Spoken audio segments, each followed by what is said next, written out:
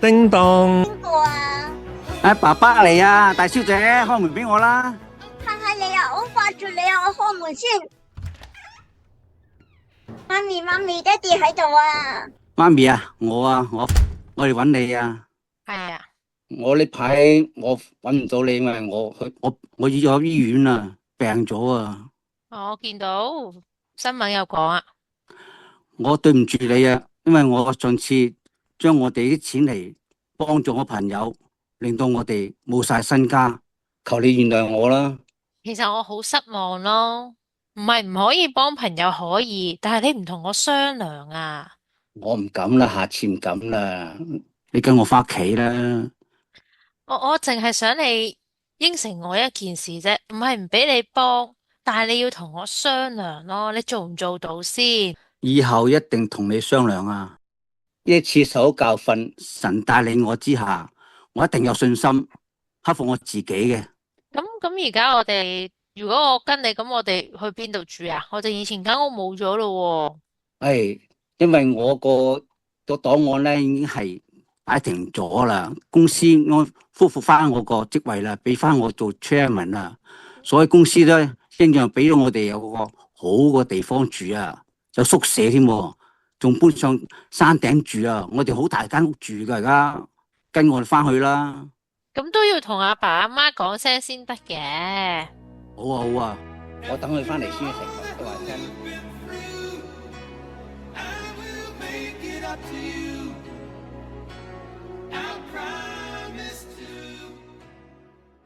遭殃的遭遇呢個故事嘅靈感就係嚟自舊約聖經約伯記。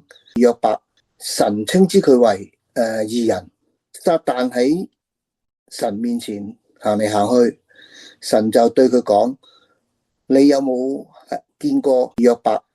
撒旦就即刻同佢講：我知道呢個人，佢表面上係好信奉你，但係實際你有冇諗過？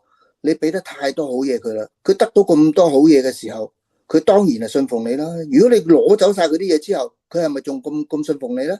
神就覺得你既然係咁講，我俾你去試驗佢咯，但係你絕對唔可以傷害到佢嘅生命。於是咧，撒旦咧就去開始攞走晒約伯所有嘅財富、親人、屋企，所有啲嘢都俾佢攞走晒，最尾仲要整到佢有一個大病，搞到約伯咧就非常之痛苦。同時咧，又有幾個佢嘅朋友嚟探佢，啲朋友就問佢啦：你係咪做錯咗嘢，得罪咗神啊？所以你先至有咁嘅結果啊？約伯就話：我根本我冇得罪過神，我冇做過錯嘢噶。約伯知道佢自己係冇做錯嘢嘅，將呢個遭遇去對神講。當佢同神傾偈嘅時候，佢就明白到所有嘅嘢一直都係掌管喺神嘅手裏邊嘅，所以佢亦都唔會再去質問神。到最後，神就加倍咗俾翻晒所有佢失去咗嘅嘢。租老闆嘅遭遇就係類似約伯嘅一生。多謝收聽《遭殃的遭遇》，演員名單有 Vancouver Danny 飾演遭殃，Francis 飾演遭殃妻子，Sally 飾演大小姐，Mary Rose 飾演 Ada， 維他飾演賴老闆，Eva 飾演新聞報導員，Elsa 飾演周醫生，Eddie 飾演上帝及擔任最後旁述。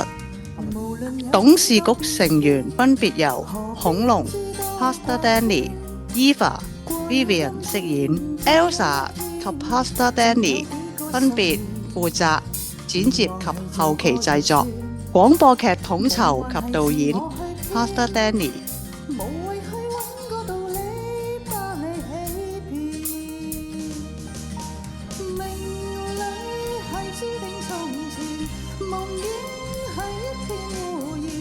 唯有我永遠面對目前，明日話今天。